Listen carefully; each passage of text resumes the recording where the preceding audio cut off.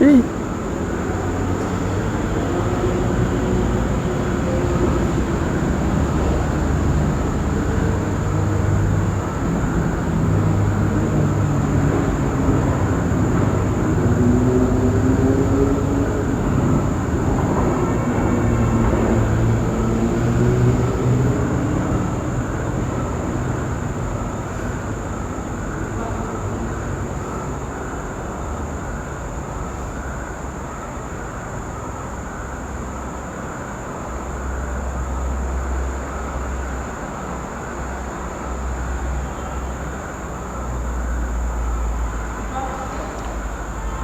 Ok.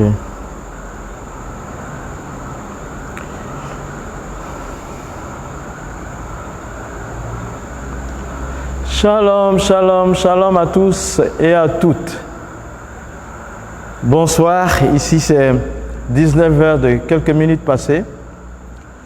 Nous voici au rendez-vous que le Saint-Esprit nous donne avec la grâce de Jésus-Christ. Bon, c'est juste qu'on attend un peu que les uns et les autres puissent prendre place avec les stylos et leurs papiers pour qu'on parle du temps de se surpasser. Le temps de se surpasser en ce samedi 23 décembre 2023. Alors, chers amis, que le Seigneur vous garde dans le creux de ses mains jusqu'à ce qu'il revienne. Parce qu'on sait qu'il peut revenir à tout moment. Mais tout ce que nous souhaitons, c'est d'être prêts pour son retour. Et ici, c'est Bingerville, au siège du ministère, la bonne voie. La voie qui est toute bonne pour le ciel. Pourquoi nous disons... faut que je vous dise même la raison pour laquelle nous avons adopté ce nom, la bonne voie. C'est parce que nombre d'entre nous étions des musulmans ou ayant des familles, des parents dans l'islam. Et le Seigneur nous a touchés. Puisque dans l'islam, on récite la Fatiha en disant « Ihdina siratal mustaqim », Dieu dirige-nous sur le bon chemin. Dieu dirige-nous sur le bon chemin. Ihdina siratal mustaqim. Et que nous avions, par rapport à ma personne, récité. J'ai récité ça tous les jours. Pendant 35 ans. Au moins 5 fois par jour. Et un jour, j'ai rencontré Jésus le chemin. Voilà. Pareil pour moi, pareil pour vous, pour tant d'autres, pour mon épouse aussi. Alors nous avons dit que nous allons nommer le ministère qui contient une communauté la bonne voie. La voie qui est donc bonne pour le ciel. Elle est toute bonne pour le ciel. Que Dieu vous bénisse. C'est un autre grand jour que le Seigneur a fait. Nous sommes à la veille de l'an 2024. Il reste que 6 jours. Que la grâce et la paix t'accompagnent tout le long de ta vie. Alors, en attendant, je vois déjà quelques personnes. Le pasteur Picard, Georgette Dago, ah oui, la maman de mon collègue, Christian Amand Begré. Que le Seigneur vous bénisse. Simon Anka, je vais prier pour vous, pour tous ceux qui nous regardent, particulièrement pour nos abonnés aussi, qui sont au nombre de 15 300 et quelques maintenant. Voilà, c'est l'atmosphère qui fait ça. Seigneur, tu es vivant et puissant. Nous rendons gloire à ton nom. Nous bénissons ton nom. Nous célébrons ta gloire. Nous élevons ton honneur. Nous manifestons ta grandeur. Et nous vénérons, Seigneur, ton salut éternel que tu nous as accordé. Merci. Et nous élevons ton nom, notre Dieu. Nous glorifions ton nom.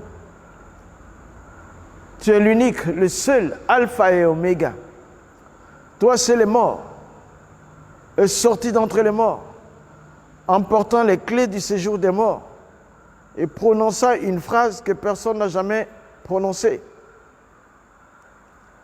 Dans Apocalypse 1, verset 18, « J'étais mort, je suis vivant, au siècle des siècles. » Voilà. Beaucoup de personnes sont mortes et n'ont jamais pu être ressuscitées.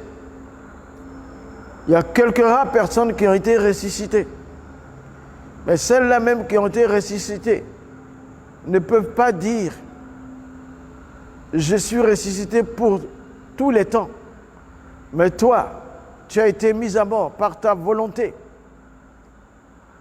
Et tu es ressuscité par ta volonté. Tu as pris les clés du séjour des morts. Tu es sorti d'entre les morts victorieusement. Et tu as dit, je suis vivant, j'étais mort au siècle des siècles. C'est-à-dire pour l'éternité, tu es vivant. Tu t'es ressuscité toi-même. Personne ne t'a ressuscité. Tu as ressuscité les autres, Lazare, la veuve de Naïn, le fils de la veuve de Naïn et la fille de Jairus. Et quand tu es sorti, quand tu es ressuscité, les saints qui étaient dans leur tombeau sont aussi ressuscités. Tu as vaincu la mort sur plusieurs plans. Et tu es aujourd'hui assis à la droite du Père, tu intercèdes pour nous. Nous te bénissons, Seigneur. Fais du bien à ceux qui nous regardent en ton nom ce soir.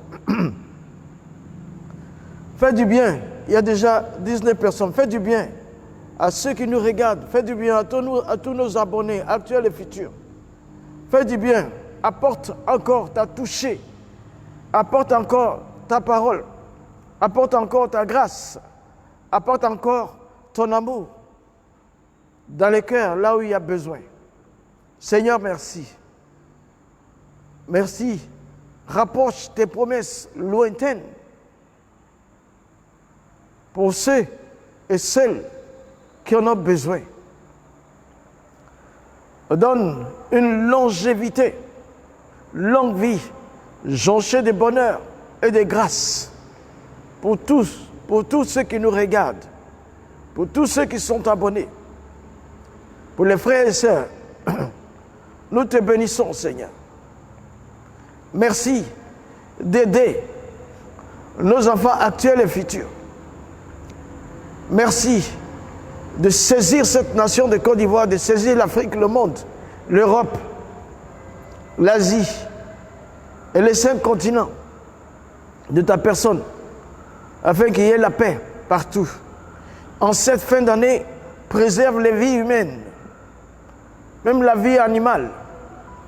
Notre Seigneur, notre Dieu vivant, garde-les, garde nos bien-aimés, garde-les, garde nos nations, garde-les, donne la sagesse à nos dirigeants, garde-les, équipe encore le corps de Christ, fais du bien à chacun d'entre nous.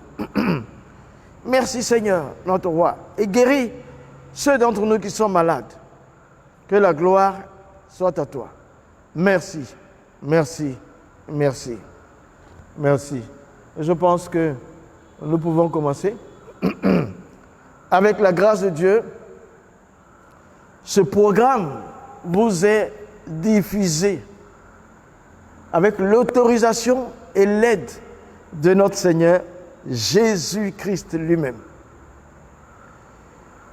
Aussi, avec la collaboration de nos amis JLC et radio, la radio JLC et la télévision, j'oublie le nom, là, comment s'appelle cette télévision? Voilà. Royaume Vie Média, voilà. Aussi, avec l'aide de la grande famille, la bonne voix, l'intercession certaine de mon épouse Maïmouna, la plus belle. Bienvenue à ce programme livré par la grande famille La Bonne Voix You are welcome. Que Dieu vous comble de ses bénédictions dans tous les domaines de vos vies. C'est le temps de se surpasser. Nous sommes dans le temps des temps. Dans le temps des temps, le dernier temps.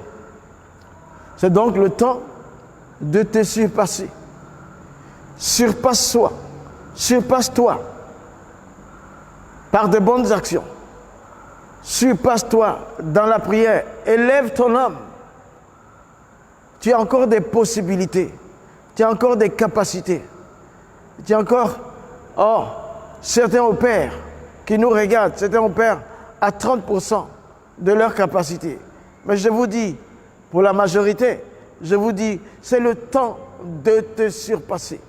Et il y a en toi cette force, cette capacité de faire mieux. Et le temps de se surpasser, est appuyé sur le Seigneur Jésus.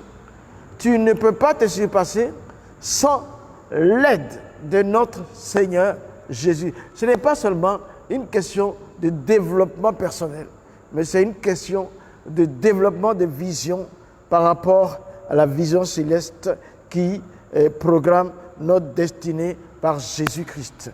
Soyons forts, sois forte, sois fort. C'est le bon moment.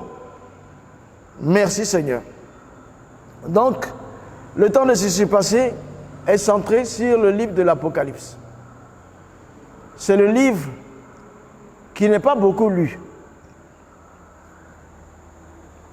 Mais c'est le livre qui nous parle le mieux de Jésus-Christ. Parce que l'Apocalypse, c'est la révélation et c'est le dévoilement de notre Seigneur Jésus-Christ. Le voile s'enlève quand tu comprends l'Apocalypse. Ne dis pas on ne peut pas la comprendre. On peut comprendre. Il y a des images, mais le Saint-Esprit va nous donner l'onction nécessaire pour comprendre ce que nous devons comprendre. Il n'y a personne qui peut parler de l'Apocalypse et l'enseigner à 100% dans l'exactitude. Mais notre Dieu, ayant écrit à des hommes, a permis et permettra que nous comprenions ce qui nous est nécessaire. Et il met des garde-fous afin que nous ne sortions pas de la saine doctrine. Merci Seigneur, heureusement. Vous voyez, quelqu'un comme Jean, il s'est surpassé. Quelqu'un comme Daniel, il s'est surpassé. Il a décidé d'arriver en Babylone sans manger les mets des Babyloniens. Il s'est réservé, il s'est surpassé. Et il s'est engagé fortement dans la prière. Quelqu'un comme Joseph aussi, il s'est surpassé. Dans la douleur de la haine, il s'est surpassé. Et finalement, il a eu la position la plus haute en Égypte, en dessous du Pharaon. Jésus lui-même s'est surpassé pour devenir un homme de la parole de Dieu qu'il était et pour repartir à sa position initiale. Donc, surpasse-toi. Il nous a donné le Saint-Esprit afin que nous puissions nous surpasser. Alors, avec la grâce de Dieu, nous avions commencé le livre de l'Apocalypse la semaine dernière, le samedi dernier. Nous sommes dans le premier chapitre, dans l'introduction du chapitre 1. Voilà.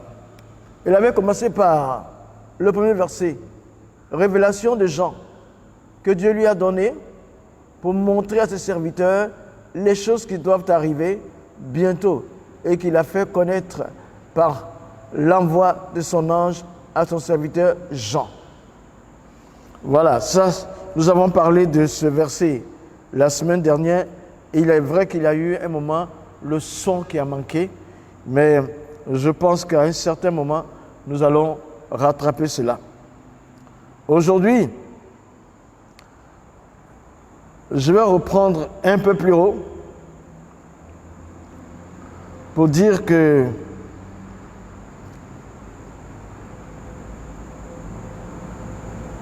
voilà.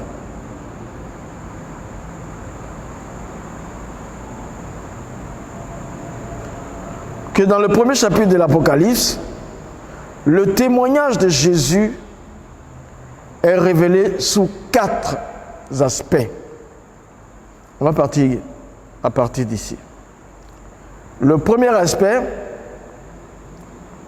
révélation de Jésus-Christ en tant que Dieu d'une triple unité.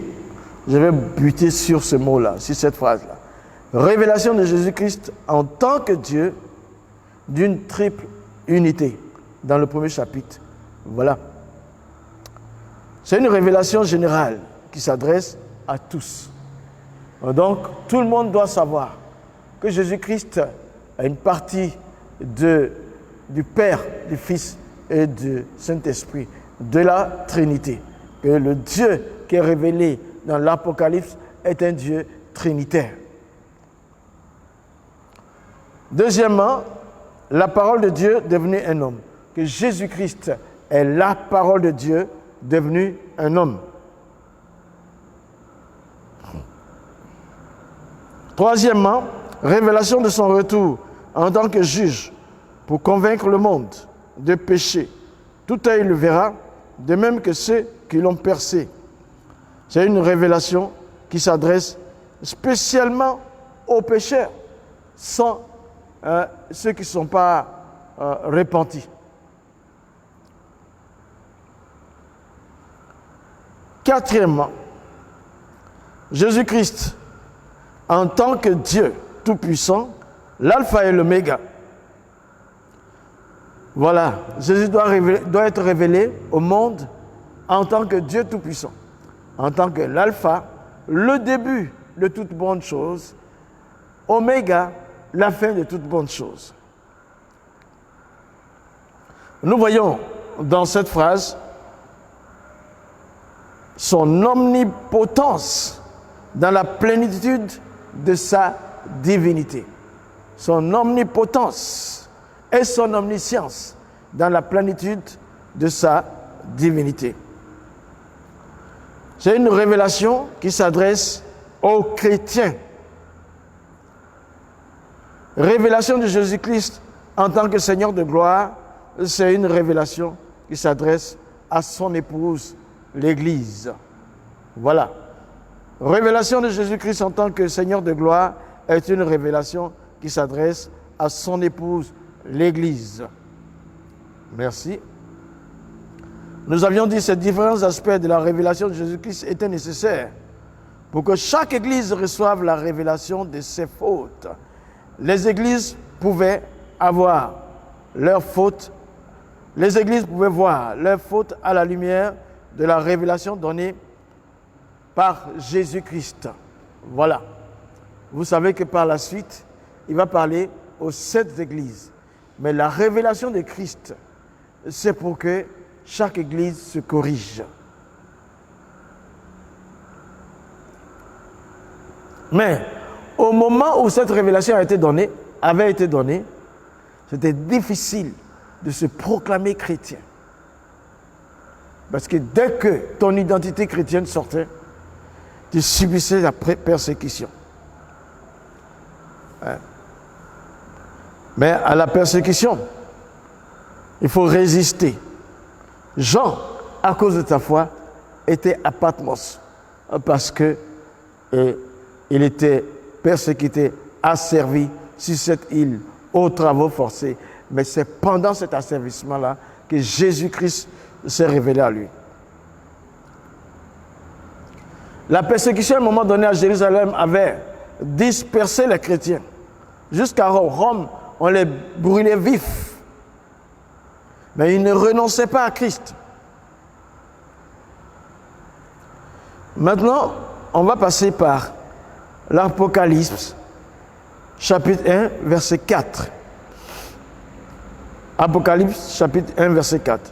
Jean, aux 7 églises qui sont en Asie, que la grâce et la paix vous soient données de la part de celui qui est, qui était, qui vient, et de la part des 7 esprits qui sont devant son trône.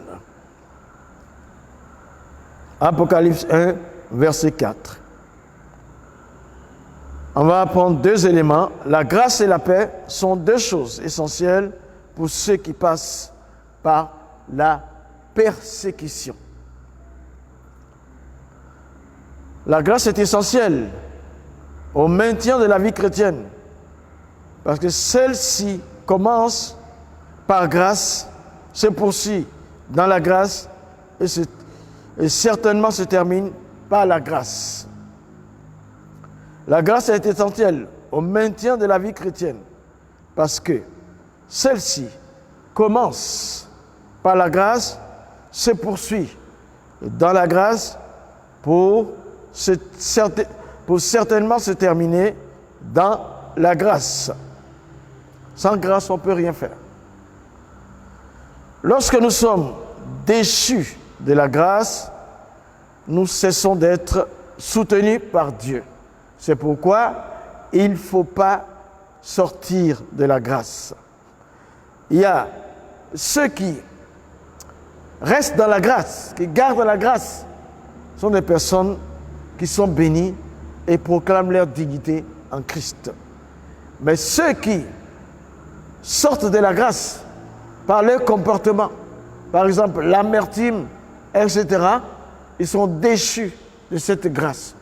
Et si tu es déchu de la grâce, tu n'as pas de pardon, parce que la grâce ne se manifeste qu'après un jugement.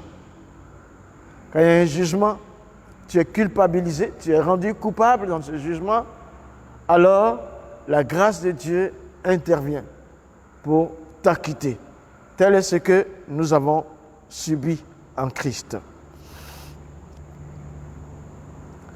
Dans Hébreux 12, verset 15, il dit « Veillez à ce que nul ne se prive de la grâce de Dieu, à ce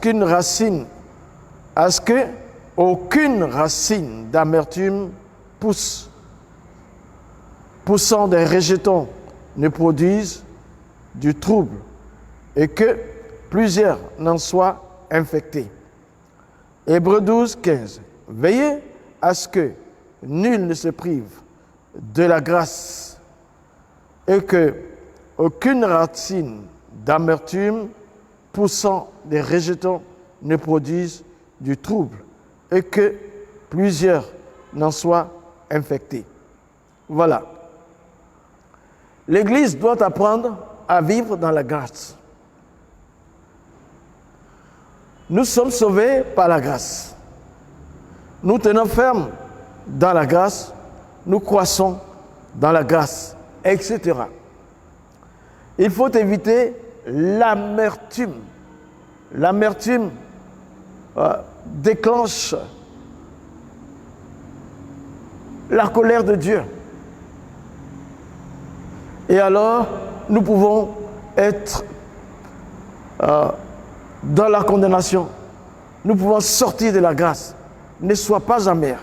C'est pourquoi la Bible dit, Philippiens 4,4, réjouissez-vous dans le Seigneur, réjouissez-vous toujours dans le Seigneur. Notre étude du livre de l'Apocalypse nous aidera à nous sanctifier et nous préparer au retour de Jésus. Parce que nous sommes sous la grâce. Celui qui s'apitoie sur lui-même, celui qui essaie de se justifier de lui-même, celui qui cache ses fautes, il ne pourra pas avoir accès à la sanctification possible à l'être humain. Et il ne peut pas rester dans la paix du Seigneur. Donc, mes amis, faisons attention. Il ne faut pas essayer de te justifier. C'est Christ qui justifie.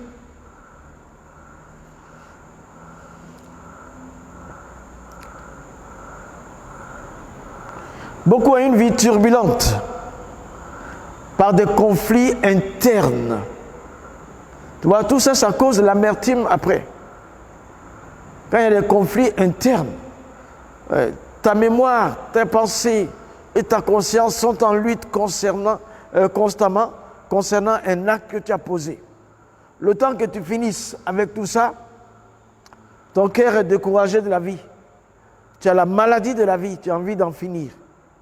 Et là, ce n'est pas bon. Là, tu as une lutte contre ta propre nature. Il vaut mieux te confier en l'Éternel. Le Saint-Esprit doit faire ce travail. La grâce et la paix nous sont données par Dieu uniquement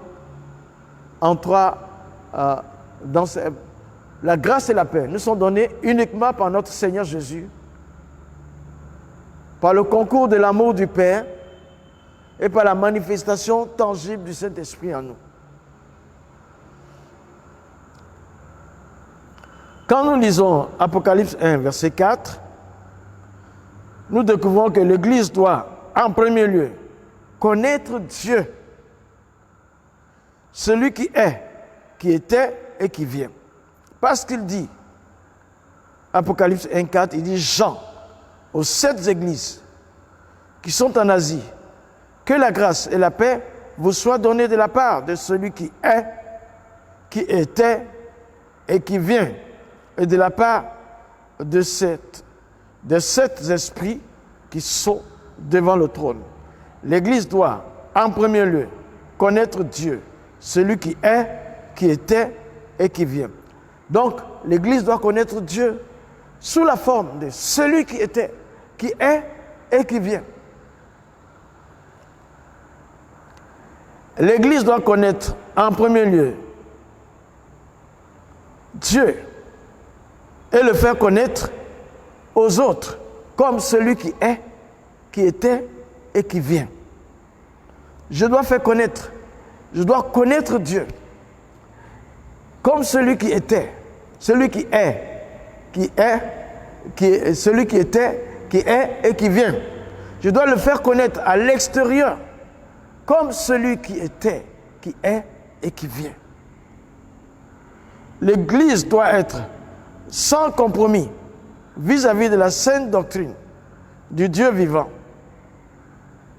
afin que celui qui est, qui était et qui vient nous apporte sa révélation divine, sa grâce en abondance et ses bénédictions. L'Église doit, en premier lieu, obéir à celui qui est, qui était et qui vient. Je vous ai dit samedi dernier, les textes bibliques s'expliquent par d'autres textes. Alors, nous pouvons regarder Hébreux 11.6. Hébreux 11.6. Il dit, car il faut que celui qui s'approche de Dieu croit que Dieu existe et qu'il est le rémunérateur de ceux qui le cherchent. Ah, il faut toujours s'approcher de Dieu.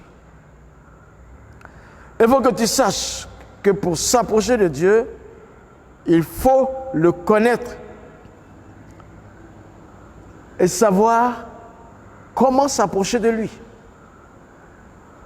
Si tu ne connais pas quelqu'un, tu ne connaîtras pas la voie qui te permettra de t'approcher de lui. Donc, il faut que tu lises la parole de Dieu, tu la médites, tu la mettes en pratique pour pouvoir découvrir le Dieu qui était, qui est et qui vient. Le Dieu qui était et qui est et qui vient, c'est Jésus-Christ lui-même. Il faut donc s'approcher de lui.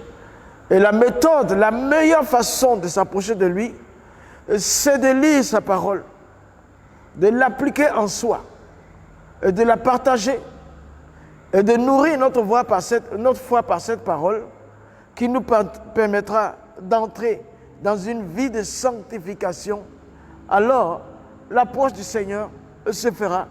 Lui-même nous aidera par son esprit, parce qu'il veut que tu l'approches. Il veut que nous soyons proches de lui. Même en temps de persécution,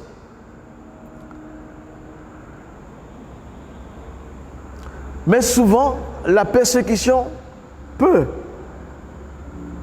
introduire l'incrédulité dans nos pensées pour détruire notre foi au Dieu qui était, qui est et qui vient. Quand la persécution est dure, quand ça fait mal, quand ça blesse, il y a plusieurs formes de persécution. Jésus même dans Jean 16, oui, verset 33, Jean 16, 33, il dit, « Je vous ai dit ces choses, afin que vous ayez la paix à moi. Vous aurez des tribulations dans le monde, mais prenez courage, j'ai vaincu le monde. » Il nous avertit des tribulations qui vont venir. Il nous avertit des difficultés qui vont venir. Il nous avertit des persécutions qui vont venir. Mais ces persécutions-là, il faut prendre courage vis-à-vis d'elles. La dureté de la persécution peut faire l'inverse du courage. Ça peut mener le doute, l'incrédulité envers celui qui est, qui était et qui vient. On va prendre ici l'exemple de Jean le Baptiste. Matthieu 11, 3. Matthieu 11, 3. Matthieu 11, 3. Contrairement au témoignage qu'il avait donné, il avait donné ce témoignage-là dans Jean chapitre 1, verset 29 à 30. Il a dit, « Voici l'agneau de Dieu qui ôte le péché du monde. » L'agneau de Dieu. Jean avait dit, Jean-Baptiste, il a dit, « Voici l'agneau de Dieu qui ôte le péché du monde. » En reconnaissant Jésus, il dit, c'est l'agneau de Dieu qui ôte le péché du monde. Voilà.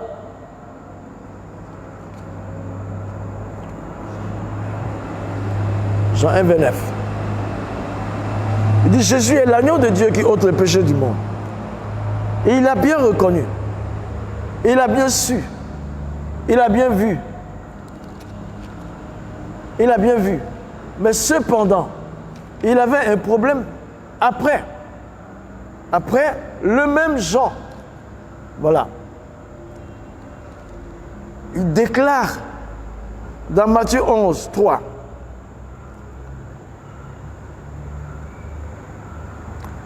Il dit, il a envoyé ses disciples pour demander à Jésus, « Es-tu celui qui doit venir ou devons-nous attendre un autre? Es-tu celui qui doit venir ou devons-nous attendre un autre ?» Cher ami, Jean subissait beaucoup de choses terribles. Mais la persécution est aussi un test de Dieu pour éprouver notre foi. Jean, malgré tout, n'a pas renié Jésus, mais son moral a pu être touché parce qu'il a vécu, parce qu'il vivait.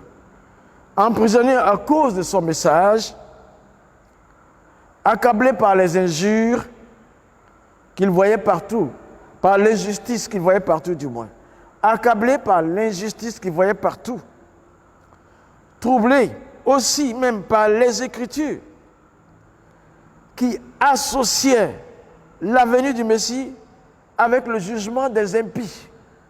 Tu vois, Jean avait des problèmes dans l'Écriture aussi. Il se demandait si Jésus serait suivi d'un autre, encore qui devrait venir, pour rendre justice, parce qu'il subissait des atrocités. Il voyait l'injustice partout. Il a vu Hérode prendre la femme de son frère. Il a vu qu'on l'a emprisonné parce qu'il faisait son devoir, parce qu'il prêchait la bonne nouvelle, parce qu'il annonçait l'arrivée du Messie. Jean a été touché.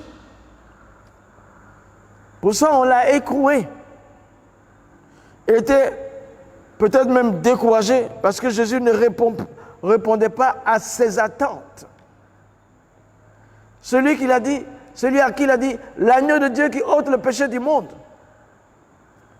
Il a pensé aussi que ce serait lui qui allait le délivrer. Il dit, le lendemain, je reviens sur le verset 29 là. Le lendemain, Jean vit Jésus venant à lui, et voici l'agneau de Dieu qui ôte le péché du monde. Il dit au verset 30, celui dont j'ai dit, après moi vient un homme qui m'a précédé, car il était avant moi. Donc, il a reconnu Jésus. Et puis, il a dit même, il était avant moi.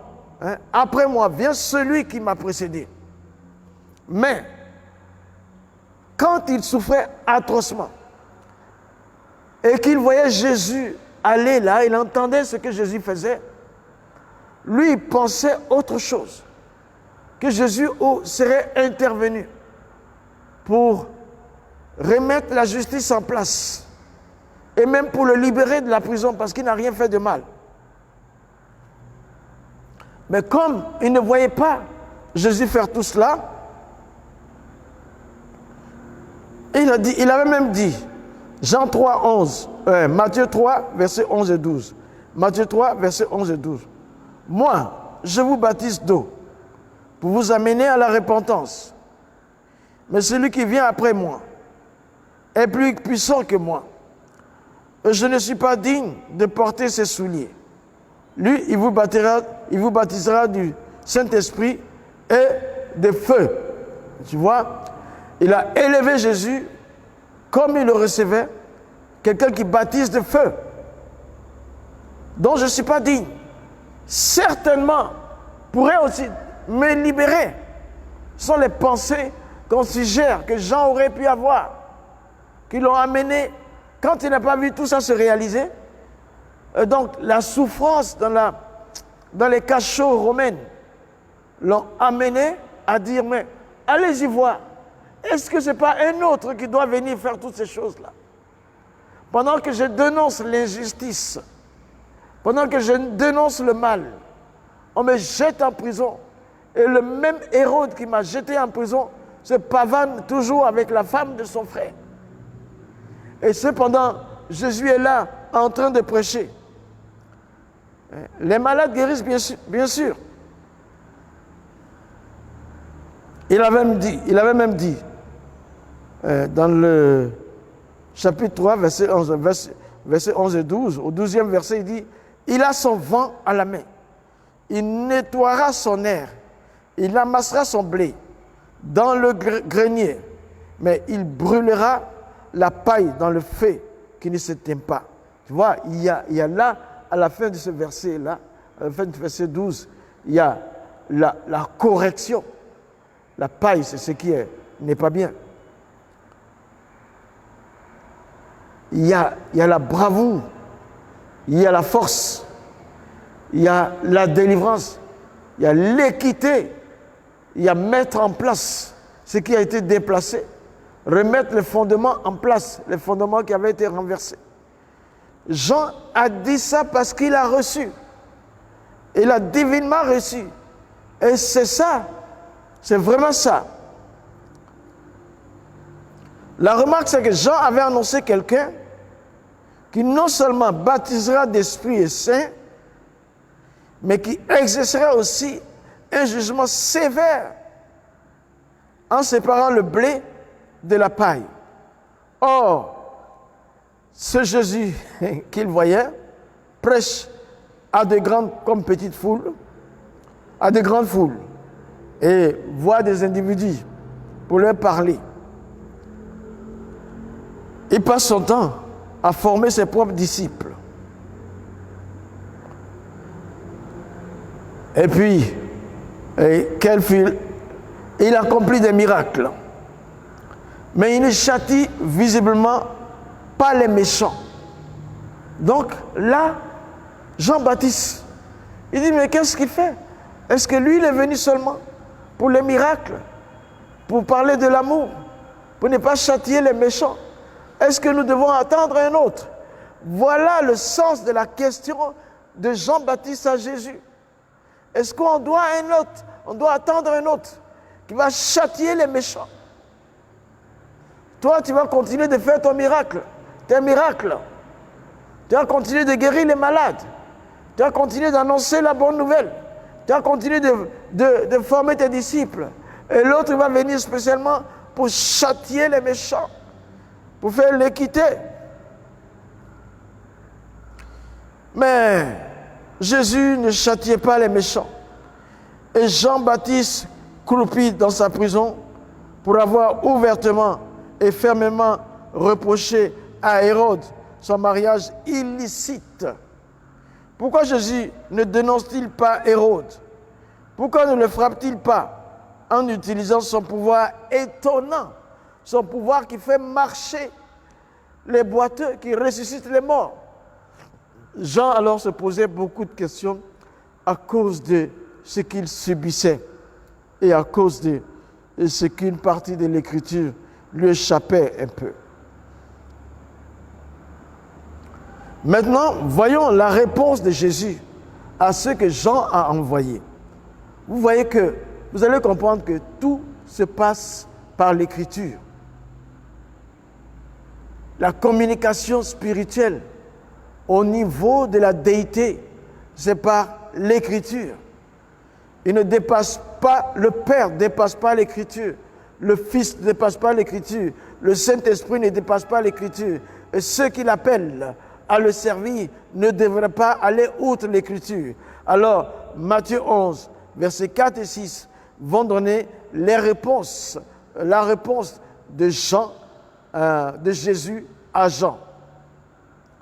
Jésus leur répondit, allez rapporter à Jean ce que vous entendez et ce que vous voyez.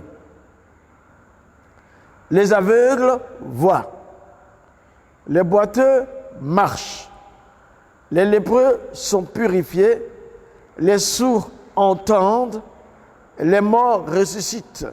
Et la bonne nouvelle est annoncée aux pauvres. Heureux celui pour qui je ne serai pas une occasion de chute. Donc, voici la réponse de Jésus-Christ. Jésus cite son ministère. Il cite son activité terrestre qui vient du ciel. Il cite son ministère. C'est pourquoi j'ai eu l'habitude de vous dire que nos vies, nos professions, nos connaissances sont approuvées par notre ministère, sont validées par notre ministère. Jésus, au lieu de répondre à Jean autrement, il cite son ministère. Les aveugles voient, les boiteux marchent, les lépreux sont purifiés, les sourds entendent, les morts ressuscitent. Et la bonne nouvelle est annoncée aux pauvres. Il termine par dire, heureux celui pour qui je ne serai pas une occasion de chute. Et tu en étais déjà pour Jean-Baptiste. En décrivant son ministère, au moyen de deux passages fondamentaux, en particulier, on va voir aussi le prolongement du ministère que Jésus vient de dire là, à Jean. Il dit aux émissaires de Jean, allez lui dire ce que je fais. Mais on va prendre l'appui de l'ancienne alliance. Par exemple, Ésaïe 35. Ici, dans Ésaïe 35, versets 5 et 6. Alors, s'ouvrir les yeux des aveugles, s'ouvriront les oreilles des sourds. Alors, les boiteux sauteront comme un cerf. Le boiteux sautera comme un cerf. Et la langue muette éclatera de joie. car des eaux jailliront dans le désert et des ruisseaux dans la solitude. Ce sont des passages du ministère de Jésus que Ésaïe a cités et que Jean connaissait. Jean le Baptiste, il s'agit bien de lui, connaissait très bien. Pourquoi? Parce que c'est lui qui a dit « Je suis la voix qui crie dans le désert ». C'est pour cela que Jésus l'a répondu par l'Écriture aussi. Parce qu'il savait que le ministère de Christ était inscrit dans l'Écriture, que lui-même, son ministère, était inscrit dans l'Écriture, que c'est à partir de l'Écriture que tout devait se clarifier. Mais Jean, vivant la persécution, commençant à avoir le doute, Jésus lui dit, les malades sont guéris. Jésus lui remet le ministère et encore que Ésaïe l'avait déjà dit. Jean-Baptiste connaissait certainement le passage de Ésaïe 40, verset 3. Une voix crie, « Préparez au désert le chemin de l'Éternel. Aplanissez dans le lieu aride une route pour notre Dieu. » Ce passage d'Ésaïe 40, verset 3, correspond à Matthieu 3, verset 3. Donc Jean-Baptiste, quand on l'a interrogé, quand on lui a dit « Qui es-tu exactement ?» il a cité Ésaïe 40, verset 3. C'est pourquoi Jésus lui cite l'Écriture aussi. Jean-Baptiste aurait pu se dire, si Jésus se réfère à ces passages, pourquoi ne mentionne-t-il pas également le thème du jugement présent dans ces mêmes contextes? Ici, c'est une clarification scripturaire. Faites beaucoup attention. Jean-Baptiste aurait pu se dire, si Jésus se réfère à ce passage, pourquoi ne mentionne-t-il pas également le thème du jugement présent que cite ces mêmes Ésaïe et autres? Oui, là où Jésus a cité, là où Ésaïe a cité, mais quand on va plus loin, il y a le jugement, il y a la condamnation. C'est que Jean-Baptiste attend, mais pourquoi même il ne cite pas ça? Voilà un exemple encore. Ésaïe 61, versets 1 et 2. Il dit, Ésaïe 61, versets 1 et 2. L'Esprit du Seigneur, l'Éternel, est sur moi, car l'Éternel m'a oint pour porter de bonnes nouvelles aux malheureux.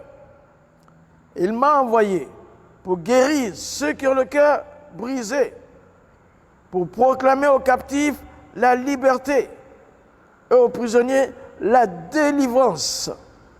Ça, c'est le verset 1. Verset 2. Pour publier une année de grâce de l'Éternel et un jour de vengeance de notre Dieu, pour consoler tous les affligés. Pour consoler tous les affligés. Le verset 2, je reviens dessus. Pour publier une année de grâce de l'Éternel et un jour de vengeance de notre Dieu. Un jour de vengeance de notre Dieu. Pour consoler tous les affligés. La remarque ici, pourquoi Jésus cite-t-il seulement les bénédictions et omet-il de rappeler les jugements? Jean-Baptiste aurait pu les penser.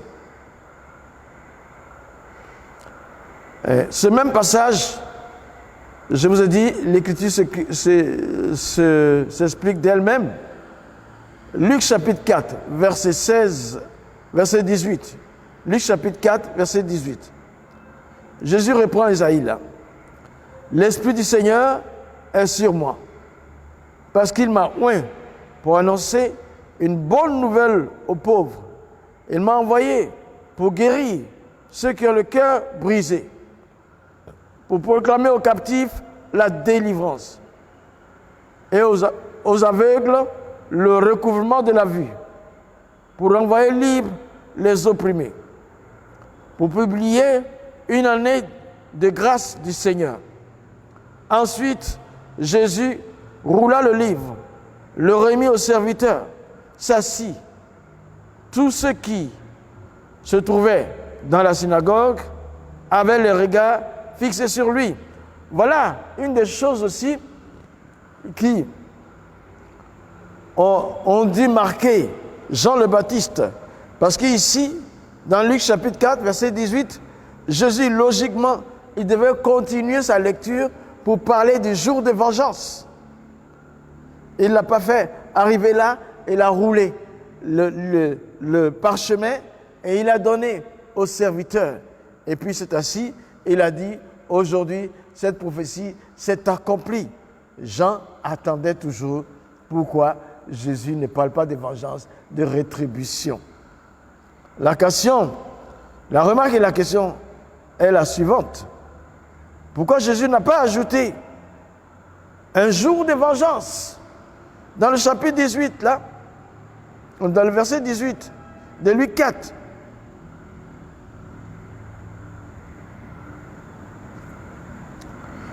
dans le verset 20, de Luc 4, la réponse, le jour de vengeance n'était pas encore arrivé. Le jour de vengeance n'était pas encore arrivé. Alors, quand Jésus prend l'écriture, quand il lit par rapport aux événements, par rapport aux circonstances, par rapport au temps. Alors, le jour de vengeance n'étant pas arrivé, il s'arrête à une année de grâce.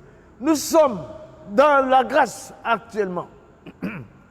Un jour viendra, ce sera le jour de vengeance. Malgré le fait que Jean-Baptiste soit en état de souffrance, là il souffrait en prison, malgré cela, chaque chose a son temps et chaque temps a sa chose. Chaque action est définie par son temps pour atteindre l'objectif fixé par l'Écriture. Chaque chose a son temps. Cher ami, Jean-Baptiste, nous pouvons dire, c'est parce que chaque chose a son temps. Mais la souffrance faisait que Jean-Baptiste voulait que le jour de vengeance arrive. C'est pour ça qu'il avait le doute. Es-tu celui qui doit venir ou devons-nous attendre un autre? Jésus cite son ministère parce que Jean-Baptiste était sous les aiguilles de la persécution, sous l'épée de la persécution. Pourquoi? Parce qu'il avait dit la vérité. Je ne sais pas ton cas, tu peux être en train de souffrir pour ta foi différemment. Aujourd'hui, que le doute ne vienne pas dans ton cœur. Garde les yeux sur le Seigneur Jésus-Christ. Garde la foi sur lui. Le temps n'est pas arrivé. Chaque chose a son temps. Je vais vous donner ce témoignage. Il y a environ 6 ou 7 ans, quand j'avais été conduit en prison pour quelque chose que je n'avais pas fait, à un moment donné, je me suis dit, mais comment se fait-il que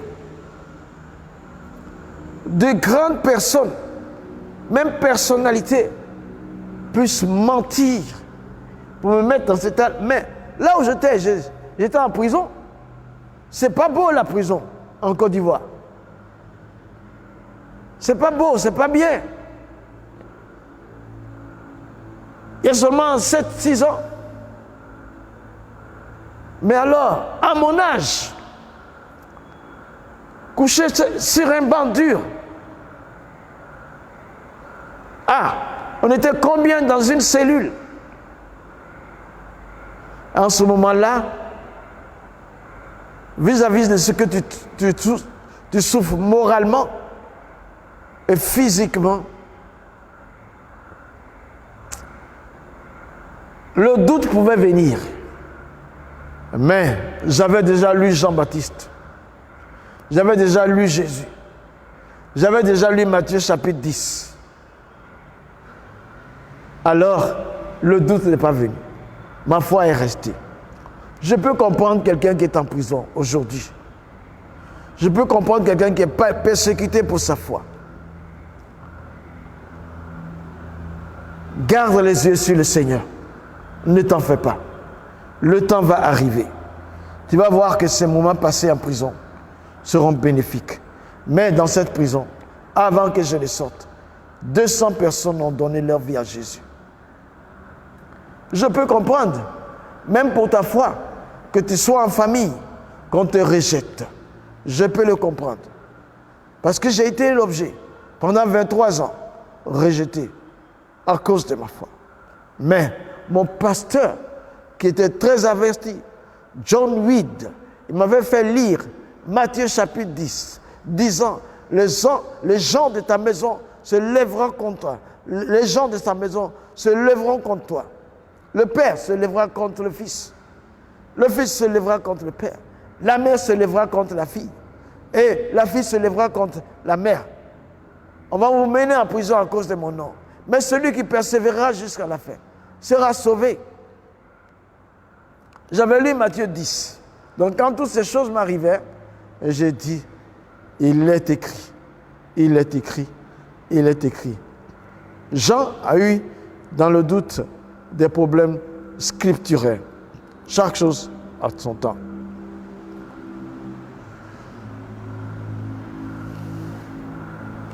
C'est comme si Jésus disait, dans les réponses qu'il a citées par rapport à son ministère, nous paraphrasons pour dire, c'est comme si Jésus disait, Jean, regarde les choses de près. Nous voyons poindre à l'horizon les bénédictions promises au royaume de Dieu, les bénédictions du royaume de Dieu qui vont descendre sur ceux qui vont intégrer le royaume de Dieu. Ce que je fais, c'est l'accomplissement rigoureux de l'Écriture. Si le jugement annoncé ne se manifeste pas encore, sache qu'il viendra. Mais plus tard, au bon moment, Jean, pour l'instant, réalise que le bien qui est fait confirme que je suis réellement celui que j'affirme être.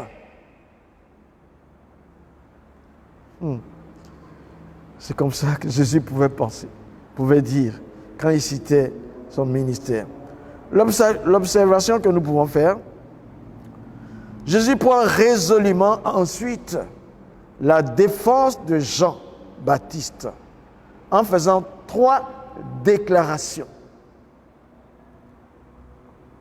On est toujours dans la persécution. Dieu vient maintenant au secours de Jean-Baptiste. Jésus va laver Jean-Baptiste devant ceux qui l'ont envoyé. Il va le rendre propre devant ceux qui l'ont envoyé. Jésus prend la résolution de défendre Jean en présence de ceux que Jean lui a envoyés. Il dit, il y a 3 points, nous allons aborder 2. Premièrement, il avertit ceux qui avaient écouté sa conversation avec les envoyés de Jean. Certainement, quand ceux que Jean-Baptiste a envoyés parlaient à Jésus, il y avait des gens autour. Il les avertit en leur disant de ne pas s'imaginer que Jean était une sorte de roseau versatile. Tu vois, le roseau, il peut être ballotté par le vent. Et puis il va commencer à se plier. Ne pensez pas que Jean soit une sorte de roseau versatile qui se pliait sous la pression des circonstances hostiles et encore moins un personnage cupide. Tu vois, il voulait dire à ceux qui écoutaient le discours des envoyés de Jean, il voulait leur dire que Jean n'est pas quelqu'un qui va se plier devant un personnage cupide. Il remonte la valeur de Jean en leur présence. Ça veut dire que il disait, loin de là, respectez Jean, respectez Jean, respectez Jean.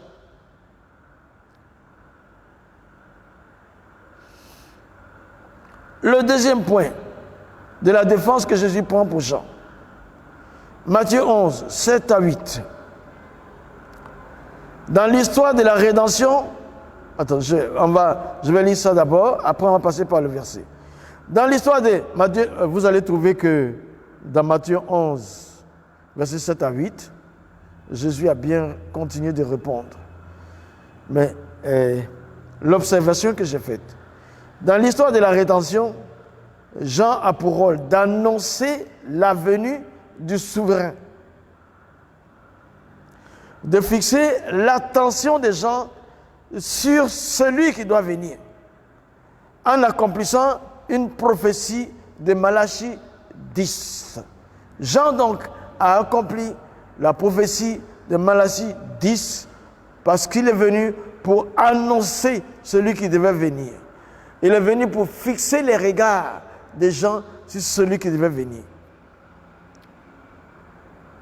Voilà pourquoi, voilà ce qui confère à Jean une grandeur unique parmi tous les saints nés de femmes dans l'Ancien Testament. Jean était plus grand qu'Abraham. Jean était plus grand que David ou Ésaïe. Jean était plus grand que tous les prophètes de l'Ancienne Alliance. Jean était plus grand que Moïse. Parce qu'il a annoncé le Christ visiblement, manifestement. C'est ainsi que, depuis la croix, le plus petit dans le royaume de Dieu est quand même plus grand que Jean lui-même. Car nous avons, vous et moi, eu connaissance de l'identité du Messie de façon plus immédiate, concrète, tangible, plus explicite. C'est en cela que réside notre grandeur. Parce que Jésus a dit, Matthieu 11, 7, 8, il a dit, Jean est le plus grand, mais dans le royaume de Dieu, il est le plus petit. Pourquoi il est le plus grand? Parce que c'est lui, je disais, plus grand qu'Abraham, plus grand que Moïse, plus grand que David, plus grand que tout. Parce qu'il a annoncé de façon très claire le Messie. Et il a polarisé l'attention des gens vers le Messie qui allait venir.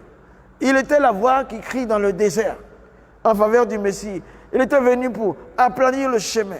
Donc il était plus grand alors que les héros de la foi, les grands serviteurs de l'Ancienne Alliance.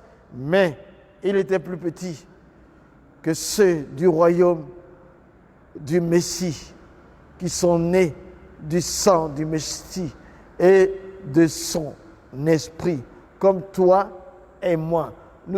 Notre grandeur est due au fait que nous avons une relation directe avec le Messie, son esprit habite en nous. C'est pour ça que dans le royaume de Dieu, le plus petit d'entre nous est plus grand que Jean.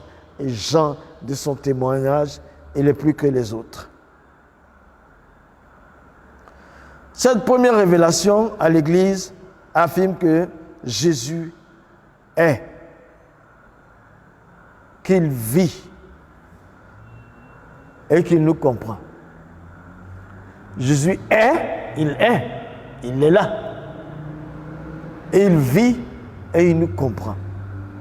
Vous avez vu comment ça s'est passé? Je suis sûr que souvent vous lisez cette partie-là. Jean est en prison, Jean-Baptiste. Et Et comment peut-il envoyer des gens pour demander à Jésus si c'est lui qui doit venir?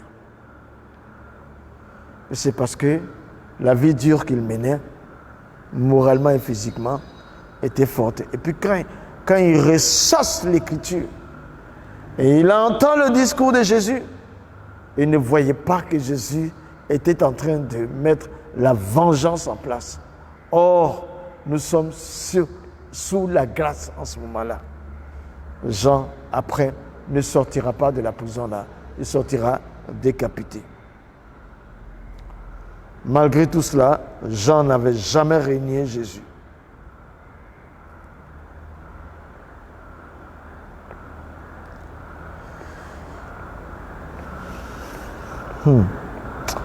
Jésus est, c'est-à-dire, il connaît notre passé.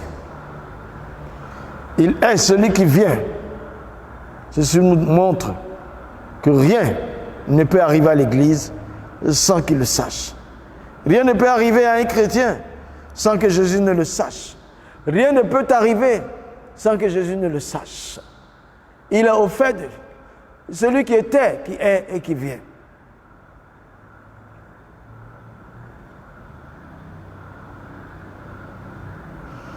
C'est pourquoi, vous voyez dans Acte 9, verset 4, Acte chapitre 9, verset 4, et il est écrit ainsi, par rapport à Paul. Il tomba par terre et il entendit une voix qui lui disait, « Saul, Saul, pourquoi me persécutes-tu » Parce que Jésus vit en chacun d'entre nous. Il vit en chacun d'entre nous. C'est pour ça qu'il est, et qu'il était, et qu'il vient.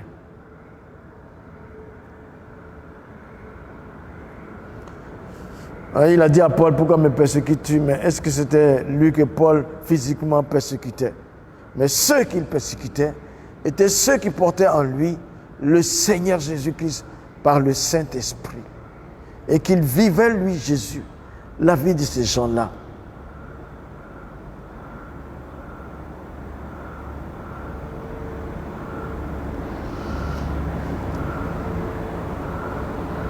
Bon, dans Apocalypse,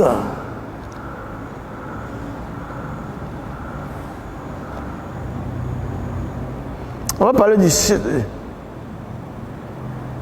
chiffre 7 là, qui arrive. Apocalypse 5, verset 6.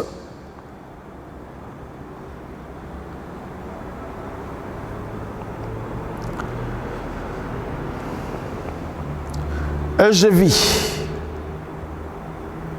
au milieu du trône et des 4 êtres vivants. Alors, c'est pour expliquer quelque chose. Les 7 esprits, c'est pour expliquer les 7 esprits qu'on fait un tour dans Apocalypse 5 pour revenir dans le 1 qui n'est pas terminé encore. Apocalypse 5, verset 6. Et je vis au milieu du trône et dans des 4 au milieu du trône et des 4 êtres vivants. Et au milieu des vieillards, un agneau qui était comme immolé.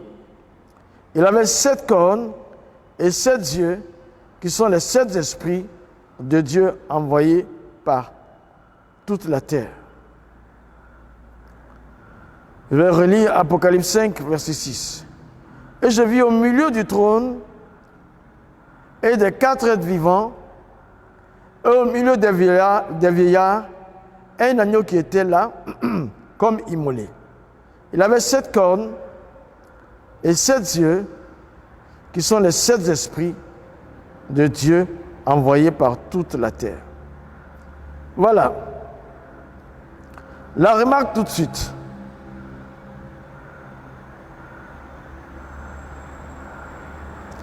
On peut dire, les esprits sont autour du trône de Dieu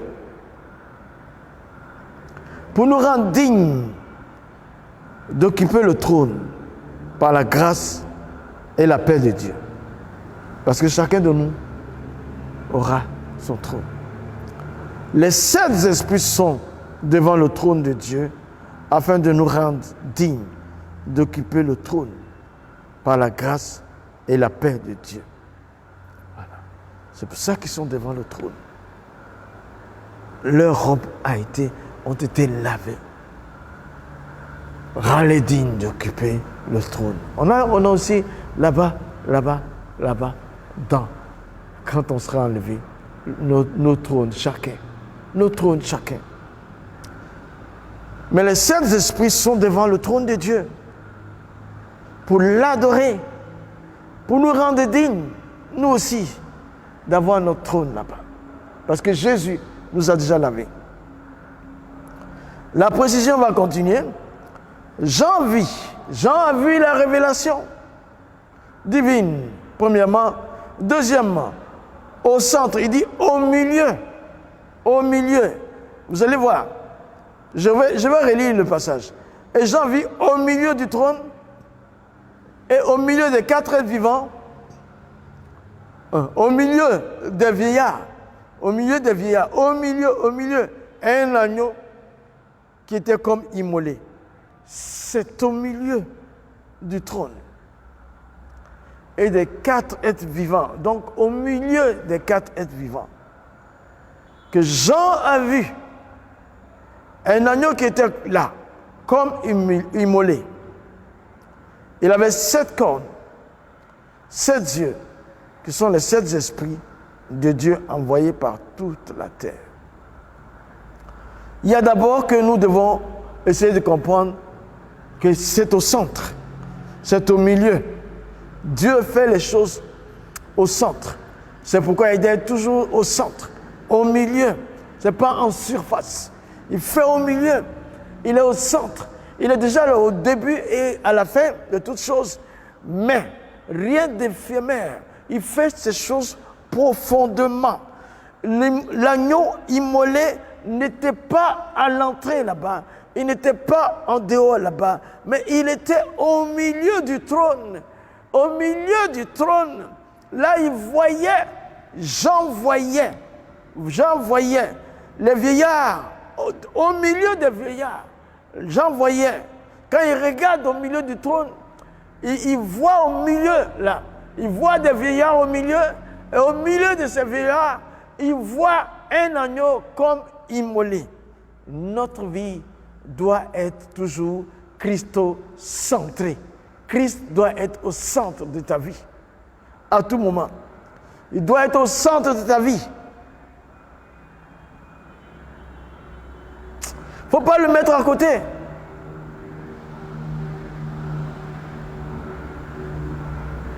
Dieu est dans la profondeur. Il ne fait rien en surface. Dieu est dans la profondeur. C'est là que l'on voit l'agneau immolé. Les 7 cornes égales, les cornes c'est toujours la force. La force. La force. Quand on parle de 7 aussi, on parle de perfection. Donc ça veut dire que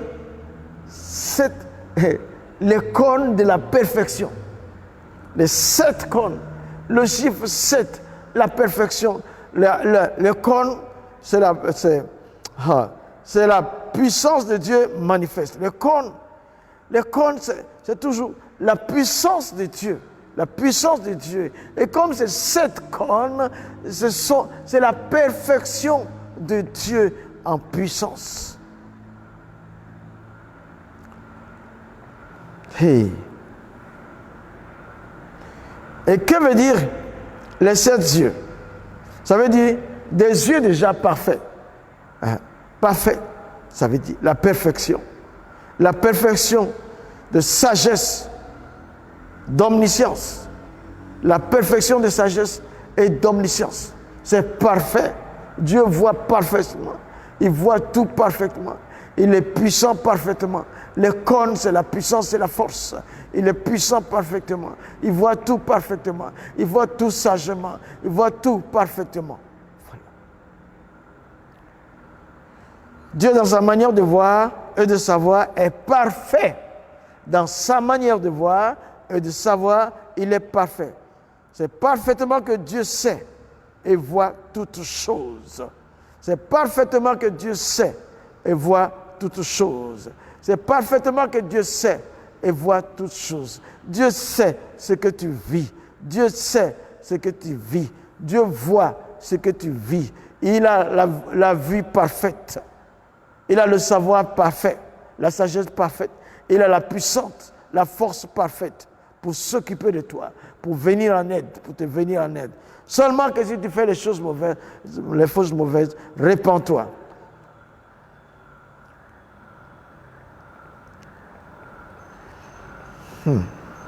Les 16 esprits de Dieu. Mais Dieu est aussi parfait. Il est esprit et il est parfait. Parce que les 7 esprits de Dieu.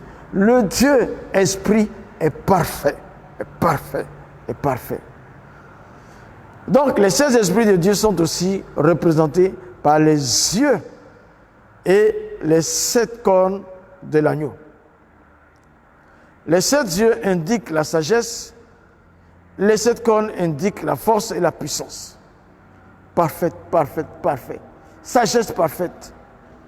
Puissance et force parfaite. Visibilité parfaite. Sagesse parfaite. Ah, mon Dieu. Ces 2 qualités sont nécessaires à l'Église pour être représentées, pour être présentées à Christ et être digne de monter sur son trône, sur le trône, et être digne d'être enlevé et présenté à Christ pour avoir accès à toutes les couronnes que Dieu veut nous donner. Voilà. Ces 2 qualités sont nécessaires à l'Église. Il faut que l'Église ait la puissance et la force parfaite. Il faut que l'Église discerne parfaitement. Il faut que l'Église sache les choses de façon parfaite. Les dons de sagesse nous révèlent la gloire éternelle que le Seigneur nous donne. Parce que il faut qu'on... Dieu va enlever son Église. Jésus va enlever son épouse, son Église, dans la perfection pour l'amener. Maintenant, le placer, le couronner, la couronner et la placer sur des trônes. Puisque nous allons juger.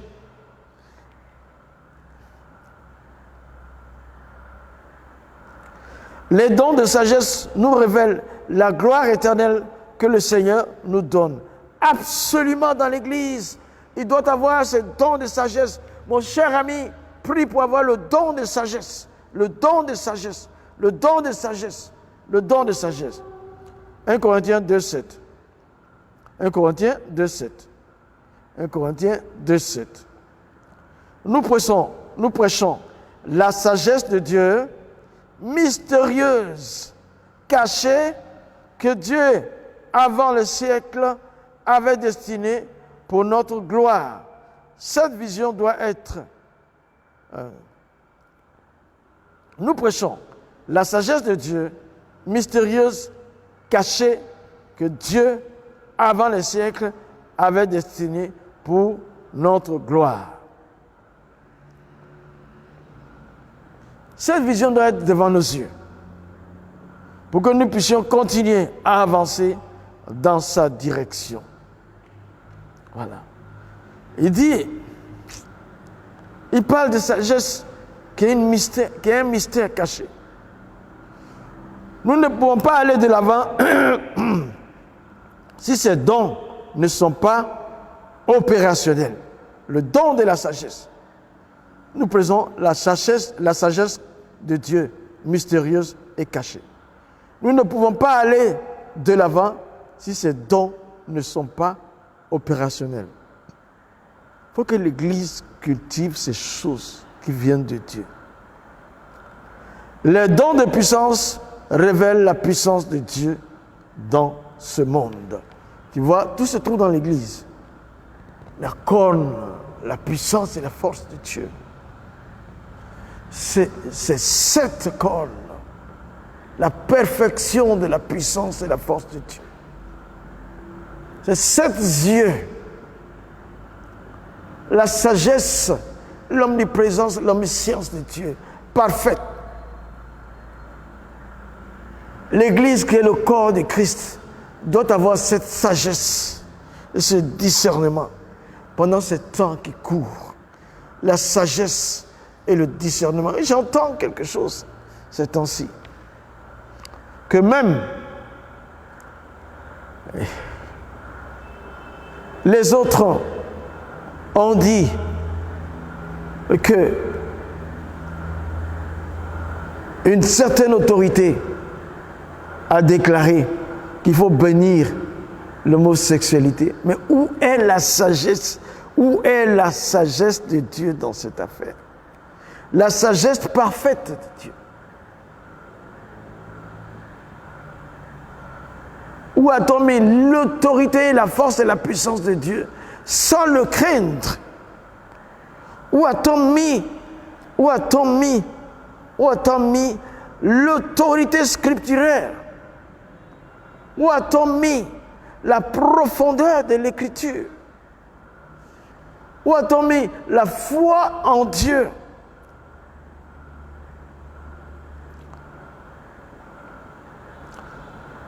Donc l'Église doit avoir ce discernement.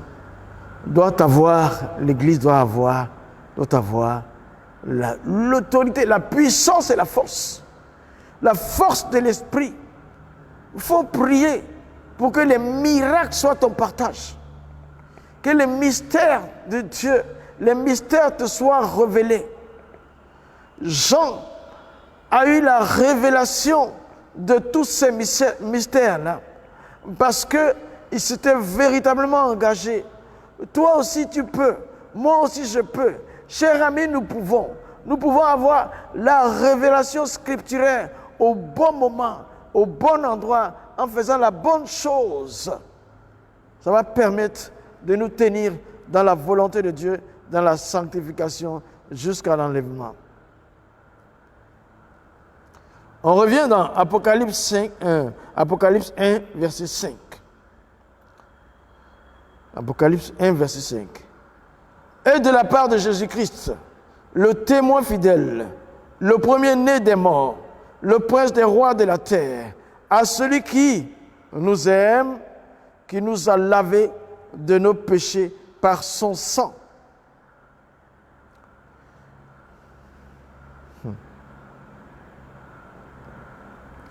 Jésus est appelé le témoin fidèle parce qu'il nous a déclaré tout ce qu'il a vu dans le royaume de son Père. Jésus est appelé le témoin fidèle parce qu'il nous a déclaré, il nous a rapporté tout ce qu'il a vu dans le royaume de son Père. Encore, Jésus est appelé le témoin fidèle parce que tout ce qu'il connaît du royaume de son Père, il nous l'a révélé. Il nous a révélé. Il nous a révélé. Jésus est appelé le témoin fidèle parce qu'il ne nous abandonne jamais. Il ne t'abandonnera jamais. Jésus est appelé le témoin fidèle parce qu'il ne nous délaissera jamais. Il ne te délaissera jamais. Jamais il sera en retard. Jamais il viendra avant. Jamais il viendra après. Jamais il sera en retard. Mais il vient au temps fixé parce qu'il est fidèle. Il est fidèle. C'est un époux fidèle. Un époux fidèle. Jésus est le témoin fidèle.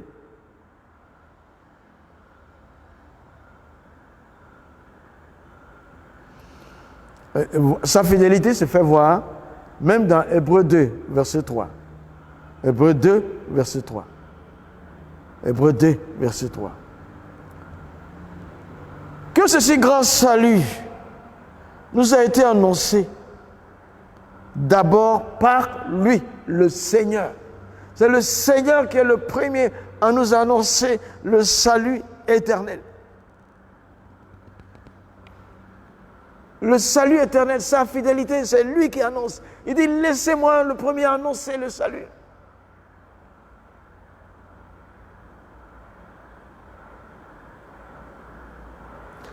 Ce passage fait référence non seulement à la délivrance des œuvres mortes, mais aussi au salut final, dans la gloire éternelle. Les œuvres mortes qui nous animaient, qui animaient nos consciences. Le Seigneur lui-même est venu nous annoncer le salut. Et c'est comme Hébreux 9,14. Comme par le sang de Christ, qui par l'Esprit éternel, c'est lui-même offert à Dieu, purifiera-t-il notre conscience des œuvres mortes, afin que nous puissions servir le Dieu vivant. L'Écriture s'explique d'elle-même. Dans le même livre des Hébreux, il dit que c'est le Seigneur qui a été le premier à nous annoncer la bonne nouvelle à cause de sa fidélité. Et ensuite, il dit que le sang de Christ, Hébreux 9,14, purifiera notre conscience des œuvres mortes, afin que nous puissions servir le Dieu vivant. Le Dieu vivant, le Dieu vivant, les œuvres mortes. Débarrasse-toi des œuvres mortes. Jésus a été le premier à annoncer le salut. Ce salut qui te permet d'obtenir cette vie éternelle, cette rédemption. Oui. Et puis, son sang lave ta conscience des œuvres mortes, afin que tu serves le Seigneur, le Dieu vivant. C'est Jésus-Christ, le Dieu fidèle, qui a été le premier à t'annoncer cet évangile. Ensuite, il a transmis à ses disciples jusqu'à notre génération. En 2023, quelqu'un te l'a annoncé. Moi, je te l'annonce ce soir aussi encore.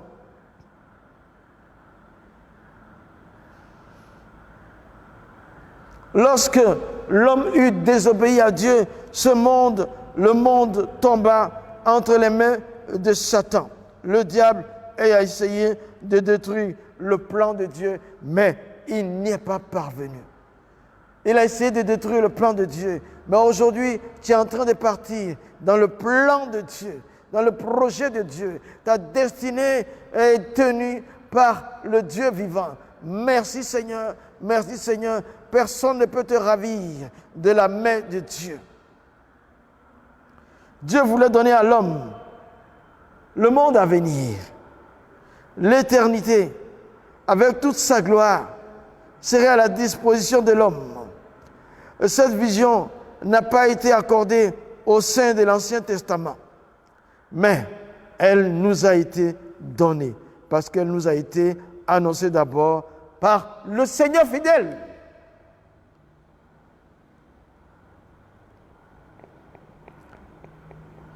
Les saints de l'Ancien Testament l'ont vu à distance. Ils ont vu à distance. Ils ont vu, ils n'ont pas touché. Ils ont vu à distance. Ils ont proclamé, eux, ils étaient l'ombre de ce que nous vivons maintenant. Il a été rendu peu inférieur aux anges. Peu inférieur aux anges, semblable à nous. Mais il est maintenant couronné de gloire, d'honneur, et non parce qu'il était Dieu, mais aussi parce qu'il est fidèle.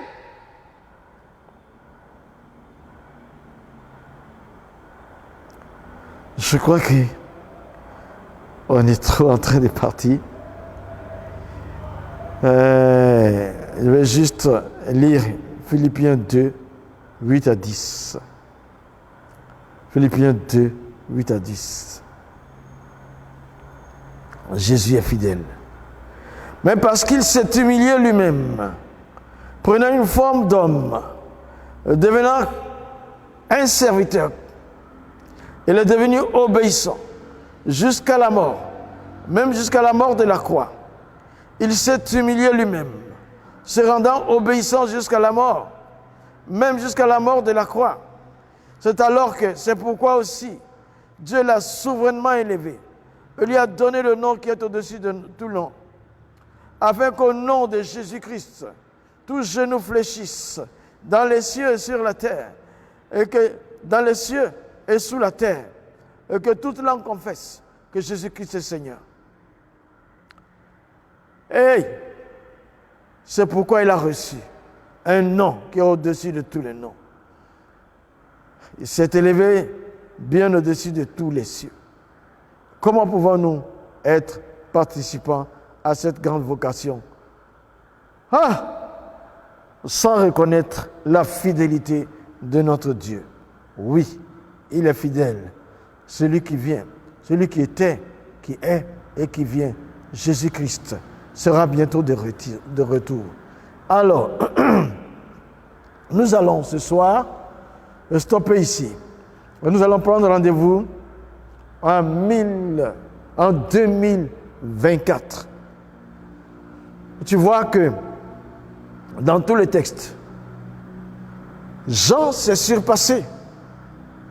Même qu'à un moment il y avait le doute, mais l'Écriture citée l'a remis en place. Il n'a pas régné Jésus jusqu'à sa mort.